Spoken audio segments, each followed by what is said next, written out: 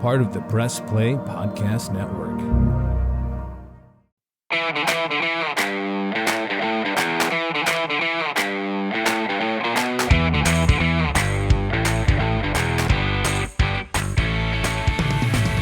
And welcome to another Reghi Roda podcast powered by MGM Northfield Park right here on the Press Play Podcast Network. Shout out to our fantastic producer, Ty Courts, making sure all of you get this out there in the podcastosphere. And tonight, flying solo on the Reghi and Roda podcast. So we're going to dive through some Cavaliers news and some Guardians news on this edition of the R&R podcast. And I'll start with the Cavaliers. In fact, as we're taping this, they should be tipping off right now in the Las Vegas Summer League Championship game, Cavaliers versus the Houston Rockets in that Summer League Championship game. And Emoni Bates was just named to the All-Summer League second team for his performance so far in the Summer League, averaging about 17 points a game, I think, around 6 rebounds per contest. And he scored 20 in their win over the Nets to get them to the championship game. And Sam Merrill, congratulations to him. He is first team All-Summer League for the Cavaliers as he put up 19 in the win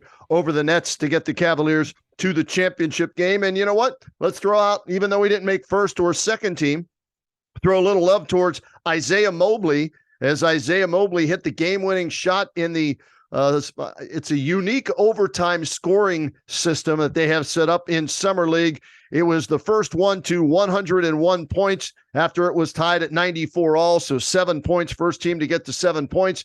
And Isaiah Mobley hit the game-winning shot to put the Cavaliers over the number and get the win. So Isaiah Mobley doing very well in his second Summer League for the Cavaliers. So those are the three young guys that have been playing well. I'll throw in Craig Cooper Jr. too, signs a 2-way contract, undrafted free agent out of Wichita State, having a decent Summer League. So the Cavaliers liking what they're seeing in their Summer League so far, 5-0. And like I said, as I'm taping this podcast tonight, they are in action against the Houston Rockets in the Summer League. Now, some of the things they did this offseason, I liked some of the things they did. I was like, so on, to be perfectly honest with you. Emoni Bates, I'll tell you what, where they drafted 49th overall, second round, right? That's the only pick they had. They didn't move up.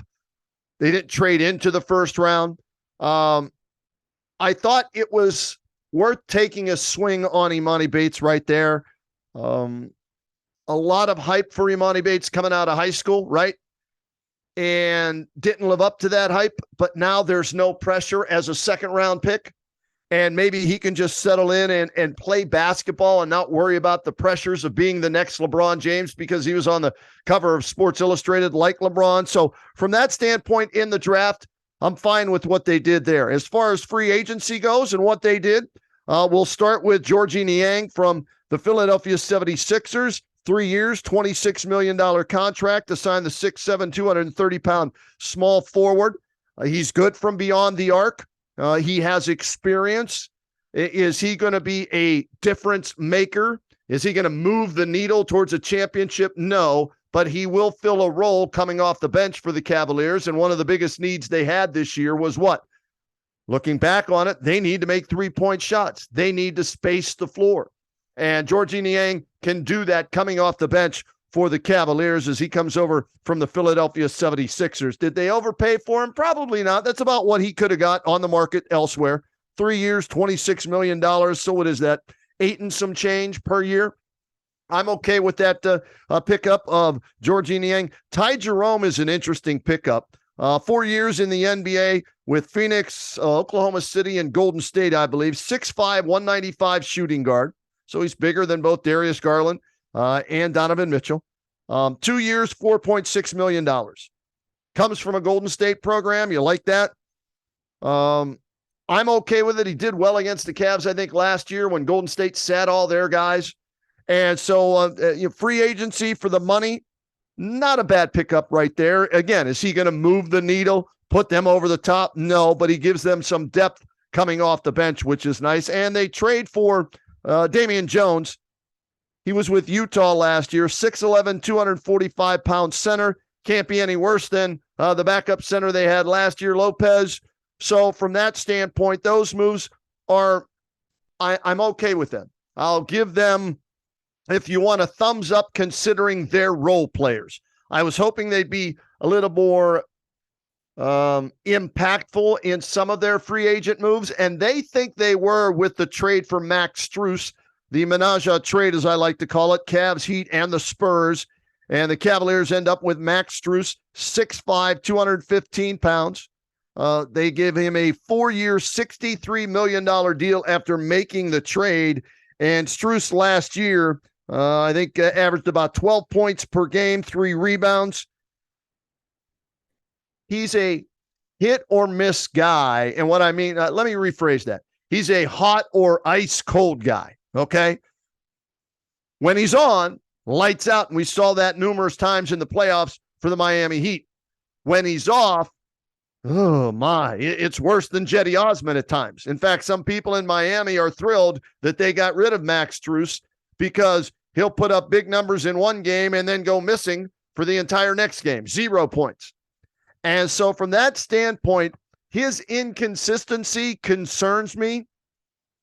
Does he fill the need of that small forward, starting small forward for the Cavaliers? I don't believe he does.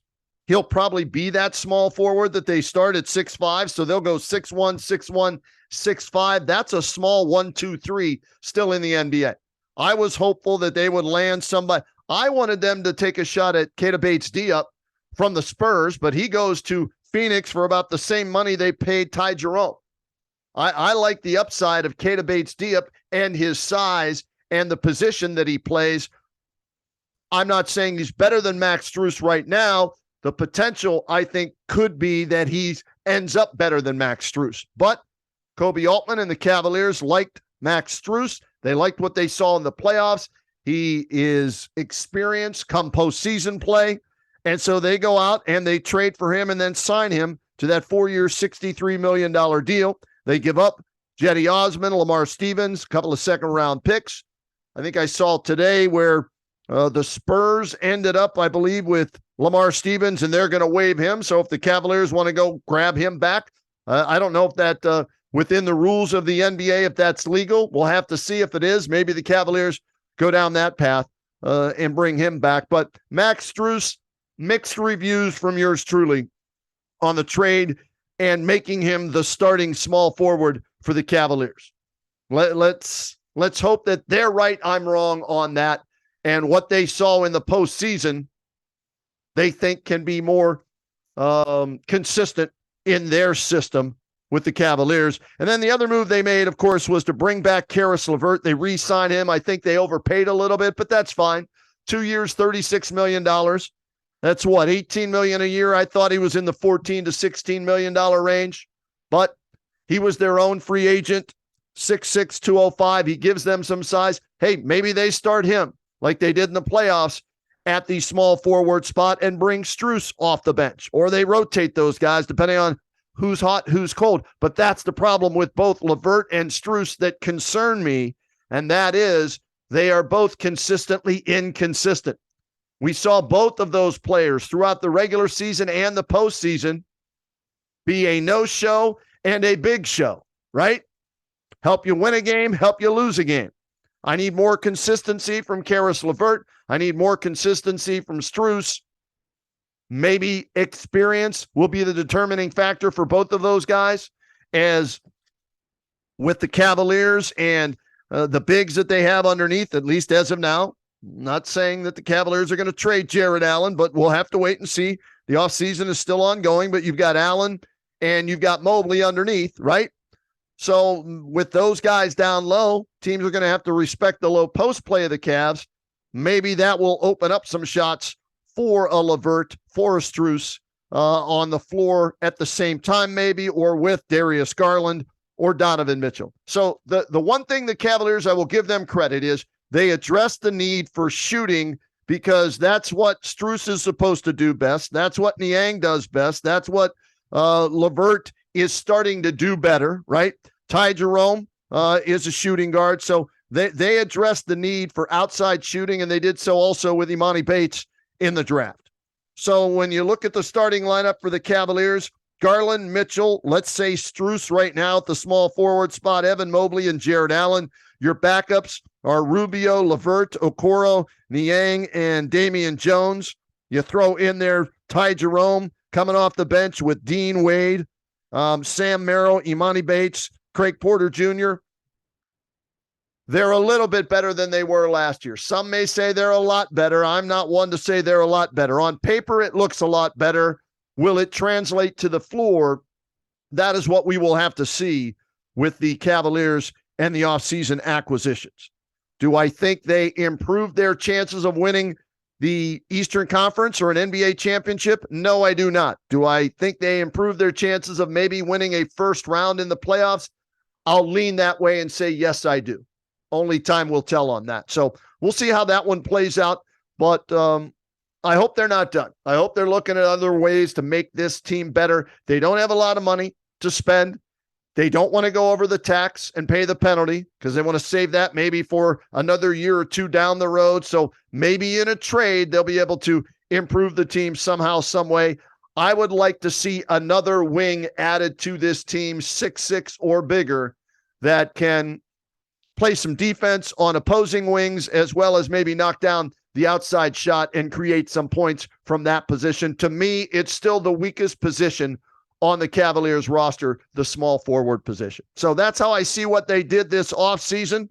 And like I said, Michael and I will get back together in our next podcast. We'll get Reg's thoughts on what they did, and then we'll see if they do anything else to better their chances. All right, we're going to break in right now. We'll come back with this solo edition. The Roadman flying solo on this Reghi and Roda podcast, brought to you by MGM Northfield Park. Of course, we love MGM Northfield Park. And if you're looking for something to do, Northfield Park is your home for live and simulcast racing. Catch the excitement of live harness racing every Monday, Wednesday, Saturday, and Sunday evening with a 6 p.m. post time. Where? At Northfield Park. And remember this, free admission and free parking every day at Northfield Park. We'll get that break in. We'll come back. I'll give you my thoughts on the Guardians' chances as the second half of the season is underway. Are they going to make the playoffs or not? Stay tuned. What's up, everyone? I'm Holly Wetzel. And I'm Tybus Powell. And we are your hosts of The Orange is Oranger, a Cleveland Browns podcast on the Press Play Podcast Network. We give you all the dog pound coverage that you'll need to get you through the regular season, hopeful postseason, and I'd say off-season, Tybus, but is there really ever an off-season for this team? Thankfully for our podcast, Holly, there really never is when it comes to the Cleveland Browns. Don't miss our breakdown of each week's matchup, game recaps, and any and all news out of Berea to feed your Browns appetite. As we know, Holly, dogs gotta eat. Yes, they do. So hit that subscribe button and never miss an episode of the Orange is Oranger, Cleveland Browns podcast on the Press Play Podcast Network. Hey everybody, it's Sam Amico from Cavs on the Break NBA podcast. Be sure to give us a listen for all your Cleveland Cavaliers recaps, analysis, breakdowns, draft talk, free agency. The list goes on and on. Give us a listen, Cavs on the Break NBA podcast. Looking for new insights on the Cleveland sports scene with a unique side of Cleveland sports history? Then you found the perfect podcast. I'm John Sable. And I'm Scott Sable, and we're hosts of the Sable Brothers on the Baseline podcast, a podcast about Cleveland sports, but not your typical podcast about the land's sports teams. Join us as we embark on a journey of sharing a unique and historical side of Cleveland sports history with the help of some former Cleveland sports stars and other historical figures. All right here on the Sable Brothers on the Baseline podcast, part of the Press Play Podcast Network. And we continue with the Reghi and Roda podcast here on the Press Play Podcast Network, brought to you by MGM Northfield Park. The Roadman flying solo here tonight. We talked Cavaliers in that first segment. Let's talk some Guardians baseball right now. Boy, you talk about the worst possible scenario that could happen to start the second half after the All-Star break. It happened for the Cleveland Guardians. They go into the All-Star break. Yeah, they blew a game against Kansas City to end the first half, but they still had a half-game lead over Minnesota going into the All-Star break, and they were at even 500, even Steven, 45-45. Unfortunately for them, they come out of the break. They lose 3 straight to Texas. That means a 4-game losing streak. And Minnesota gets to play the crappy A's. They wipe out the A's, sweep them. So the Guardians go from being in first place by a half game at the All-Star break to being 2.5 out of first after 3 games following the All-Star break. And to add insult to injury, Shane Bieber now with elbow issues. And he's on the 15-day DL. Came out today somewhere on Twitter, social media somewhere. I think it was Mandy Bell, who covers the Guardians for MLB.com, said no surgery is necessary, at least as of right now. Let me throw that in there. She didn't, but I'll throw that in there. No surgery necessary as of now, just rest for Shane Bieber. And maybe in a couple of weeks, he'll start throwing again. All right. For those of you who listen, thank you. For those of you who don't, besides the podcast here with Michael Reghi, Monday through Friday, we do the Kenny and JT show on News Talk 1480 WHBC. You can listen live at WHBC.com or ask your smartphone or your smart device to play WHBC, and you can listen Monday through Friday, 3 to 7 p.m. And it just so happens, and my partner isn't here to back me up on this, but before, we went to the end of our show last Friday with this Shane Bieber situation, I remember telling my partner, I said, look, in his last 5 starts, he's 0-3, JT, and he's got a 552 earned run average in those 5 games. Where I come from in all my years of covering baseball, that leads me to believe my Butch Davis, my gut feeling is that he's not 100% healthy. Something going on there for him to lose his velocity, be 0-3, and have an earned run average closer to 6 than 5. And his earned run average, we're used to seeing that around 3. So that's my antenna went up. Whoop, whoop, warning, warning, danger, Will Robinson, danger. All that went off. That led me to believe something wasn't right with Shane Bieber health-wise. So I don't want to say I told you so, but I did on the radio, WHBC. Shane Bieber on the shelf. This concerns me for a number of reasons. Number one, he's your ace of the staff. You're already down your second best pitcher, Tristan McKenzie, and he may not pitch again this year. He's trying to avoid elbow surgery by resting and then rehabbing and hoping to come back in September. I'm not holding my breath on that. Cal Quantrill, who, pitched in the World Baseball Classic and maybe came, back too soon from his off season to throw as hard as he could to help Canada win. Guess what? He's been on the shelf. So your top 3 pitchers on the shelf, all injured. Aaron Cavaliers is your only healthy starting pitcher right now, and he's been pitching well as of late. And the other guy that was in your starting 5 rotation, Zach Plesac, you sent him to AAA earlier this year. You cut him. Nobody wanted him. He's back there pitching. I don't know if he's pitching well or not, but he can't be pitching that well, or they would have called him up with all the injuries. So out of your starting 5 rotation from when the season started, the only guy you have in there right now is Aaron Cavaliers, who came off an injury from earlier this year. I hate to be Debbie Downer here, but I'm not counting on Tristan McKenzie at all, and I don't think Tito is either. If he comes back, it's a bonus. The Shane Bieber stuff worries me big time, and I'm getting back to why this is a major issue. Number one, because he's your ace. Number 2, we'll see if he can come back or not the rest of the year. But then number 3, the trading deadline is August 1st. Who's going to want to trade for Shane Bieber now that he's injured? Right? If I'm a team out there, red flag is up. Red flag is up for Shane Bieber.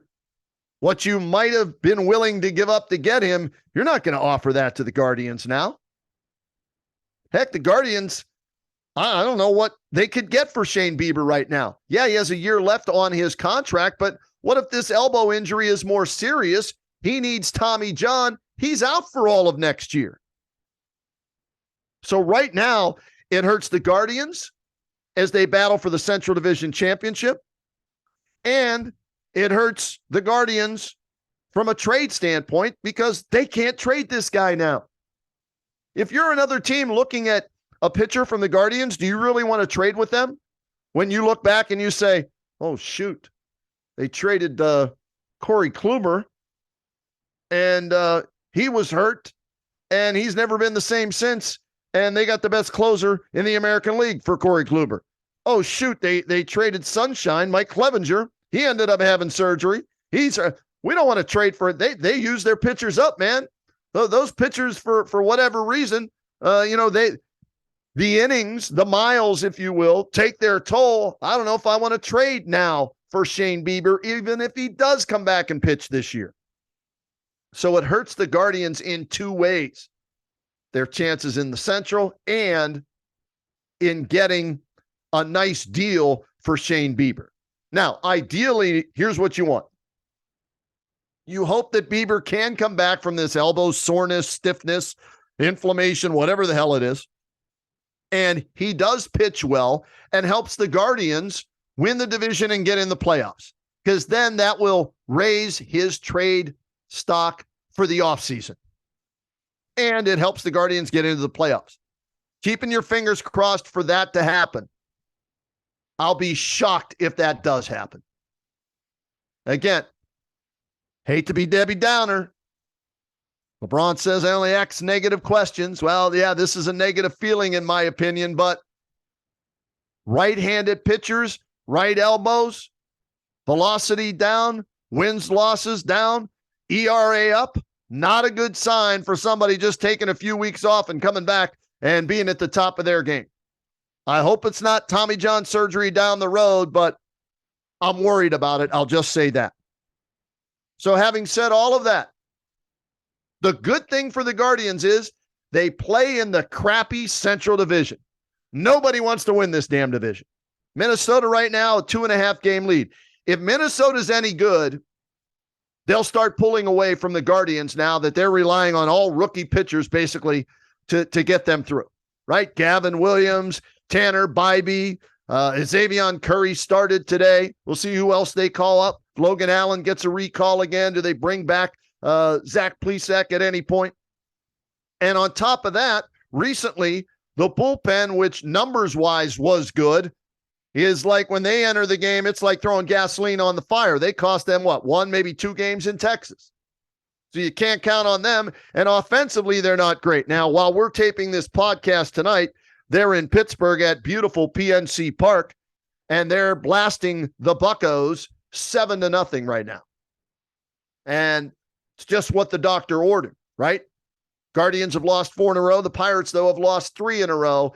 And they started a rookie pitcher in this game. First big league start. They started a catcher, first big league start. So they're playing all their young guys. Hopefully for the Guardians, they're catching the Pirates at the right time, and they turn that Pittsburgh losing streak from 3 games into 6 games, leave Pittsburgh, and get back to 500 before they come home to take on, Philadelphia, and then I think Kansas City. So the good news, AL Central is the division you play in. You're not making it as a wild card. It's not happening. So you have a chance to get in the playoffs, but it's one chance. It's winning your division. And as long as the Twins don't want to run away and hide in this division, you've got a chance. And can you stay above water until maybe Shane Bieber does come back, until Cal Quantrill does come back? Do they recall Oscar Gonzalez to provide a little pop, from the right side of the plate? Are they going to be buyers or sellers? Well, if they go in the tank by August 1st, they're going to sell. If they stay in the race, I could see them trying to add a starting pitcher or a bullpen arm. And we're not talking a Cy Young candidate. We're talking a veteran to give them innings so the young guys don't have to throw too many innings in their first year in the big leagues. That's where I could see Chris Antonetti and Mike Chernoff maybe going if they end up being buyers. If they end up being sellers, can they get rid of Josh Bell? If this goes south quickly, can they get rid of Ahmed Rosario at shortstop because of all the shortstops they have down on the farm? You can move Jimenez over to short and somebody to second base. We'll have to wait and see. So a lot will depend on what happens between now and the end of July, because August 1 is the trading deadline, and we'll see where the Guardians are at that point, and that will determine whether they're buyers or sellers. My gut on this is telling me they're going to end up being sellers, unfortunately, Because can you really rely on 4 rookie pitchers in the starting rotation? I don't know if you can. It's unfair to ask that of them. They'll get great experience, but are they going to be able to carry the staff? And is Aaron Cavaliers then your ace the rest of the way? Let's see what Quantrill can bring when he comes back. So while it looked good going into the All-Star break, things took a terrible turn coming out of the All-Star break with the news on Shane Bieber. And again, that's just my opinion. Maybe he does shut it down for a couple of weeks. He comes back and proves me wrong. Please do that. Please prove me wrong.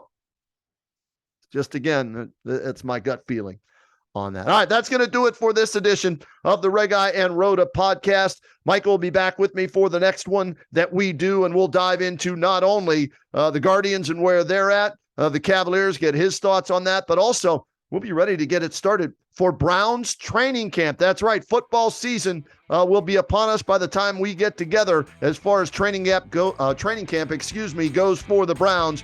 And Michael, I know, will want to weigh in on that as well. All right, everybody, thanks for checking us out as you always do here on the R&R Podcast, brought to you by MGM Northfield Park right here on the Press Play Podcast Network. Thank you to our producer, Ty Courts. Most of all, thanks to you for tuning in. We'll talk to you next time.